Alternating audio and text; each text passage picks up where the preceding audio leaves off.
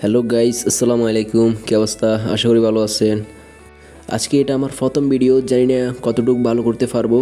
তো আজকে আমরা চলে যাচ্ছি আমাদের পাশের এলাকা, একটা নদী দিয়েই ব্রিজ হচ্ছে, ওই ব্রিজটা দেখার জন্য যাচ্ছি কীভাবে ব্রিজ নির্মাণ করে। আর ভিডিওর মধ্যে কিছু ভুলভাল থাকলে ওগুলো ক্ষমা দৃষ্টি দেখবেন। আমার কোনো এরকম ব্লগিং বা ভিডিও করার আইডিয়া নেই। আজকে আমার প্রথমেই ভিডিও, জানি না কতটুকু ভালো করতে পারবো। ইনশাল্লাহ চেষ্টা করো আপনাদের ভালো করে সব কিছু দেখার। আর প্রথম ভিডিও কতটুকু আর ভালো হবে। আর এই ভিডিওর মাধ্যমে আমি আপনাদের একটা কথা বলতে চাই যে আপনারা যারা কন্টেন্ট ক্রিয়েশন অথবা ব্লগিং ইউটিউবার হতে চান বা এই ধরনের চিন্তাভাবনা আছে, আপনারা যদি মনে করেন প্রথম থেকে সফল হতে, প্রথম থেকে ভালো কিছু করতে, তাহলে আপনারা কখনো করতে পারবেন না। প্রথম দিকে সবাই খারাপ করে, সবারই সব কিছু খারাপ, বা সবারই তো সব কিছুর আইডিয়া ভালো থাকে না।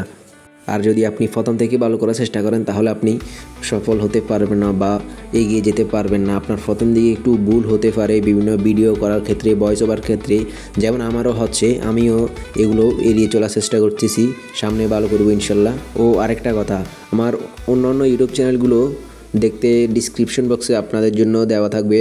আপনারা চাইলে আমার অন্য ইউটিউব চ্যানেলগুলো থেকে ঘুরে আসতে পারেন। ওইখানে আমি টেক রিলেটেড ভিডিও, ভালো ভালো ভিডিও শেয়ার করে থাকি। তো দেখতে দেখতে আমরা চলে যাচ্ছি আমাদের ওই কাঙ্ক্ষিত স্থানে। এখানে ছোটোখাটো একটা পদ্মা সেতু পার হতে হচ্ছে, মজা করলাম।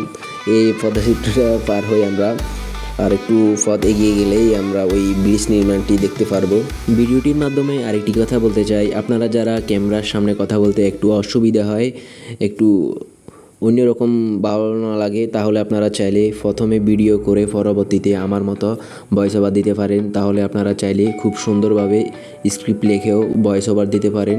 তখন আপনার ভিডিও একটু গোছালো এবং ভিডিওর মান আরও উন্নত হবে। তো দেখতে দেখতে আমরা ওই ব্রিজের নির্মাণ কাজ যেখানে হচ্ছে ওই নদীর পাশে আমরা চলে এসেছি। অনেকক্ষণ হাঁটার পর আমরা ওই জায়গায় আসলাম। এখানে এই নদীতে মূলত এই ব্রিজটি হচ্ছে। আপনাদের একটু যদি জুম করে দেখাই, একটু জুম করে দেখালে বুঝবেন ওই কীভাবে পিলারগুলো পানিতে করা হয়, চারিদিকে দেওয়ালের মাধ্যমে এগুলো মূলত করা হয়। আপনাদের যদি আর একটু সামনে থেকে এগিয়ে দেখাই, এখানে তাদের বিভিন্ন সরঞ্জাম রাখা রয়েছে, বিভিন্ন রড পিলার করার জন্য যেগুলো লাগে ওগুলো দেওয়া রয়েছে, এখানে আমরা দেখতে পাই। ও এখানে হাসার পর আরেকটা জিনিস লক্ষ্য করলাম, একটা বিড়াল আমাদের দেখে পাইপের ভিতরে ঢুকে পড়লো। এখানে আরও অনেক কিছু দেখলে পেলাম যেগুলোর মাধ্যমে রড পিলার তৈরি করা হয়, ওগুলো এখানে রাখা রয়েছে। এগুলো অনেক বড় বড় পিলার, ওইগুলোর রড বাঁধাই করে রাখা হয়।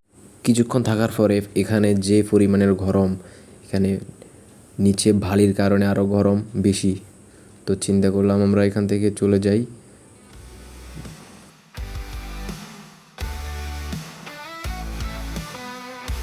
তো আপনাদের যদি একদম সামনাসামনি থেকে ভিডিও করে দেখাতে পারতাম, তাহলে আপনারা বুঝতেন কীভাবে ফিলারগুলো পানির ভিতরে গাঁথাই করা হয়। যতটুকু পারেছি ততটুকু আপনাদের দেখানোর চেষ্টা করলাম।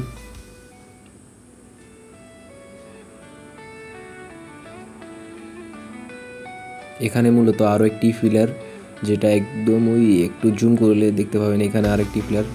আমরা যেখানে দাঁড়িয়েছি এখানে আরেকটি ফিলার হবে মনে হয়, আর মাঝখানে একটা হবে, ওই পারে আরও দুইটা হবে মনে হয়। তো আমরা এখান থেকে চলে গিয়ে আরও একটা পদ্মা সেতু দেখতে পেলাম। এই পদ্মা সেতুটা আমরা পার হব, অনেক রিস্ক, একটু বেশ কম হলে আমরা পানিতে পড়ে যাব, নিচে কাদা, তাই সাবধানতা অবলম্বন করে এখান থেকে আমরা এটা পার হব। একটু যদি আমরা পিছল পড়ে আমরা তো নিচে পড়ে যাবো, এটা অনেক সাবধানে পার হতে হবে। দেখেন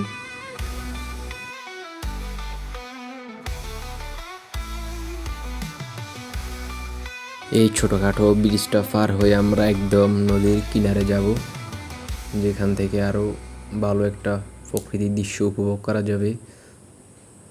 তাই আমরা ওইখানে চললাম।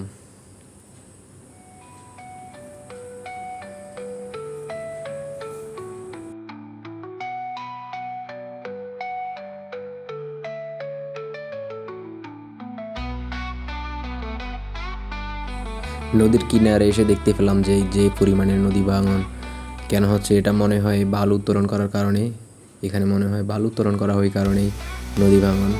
নদীর হাল অবস্থা একদম, এখানে বাঁশ দেওয়া হয়েছে কেন আমরা জানি না।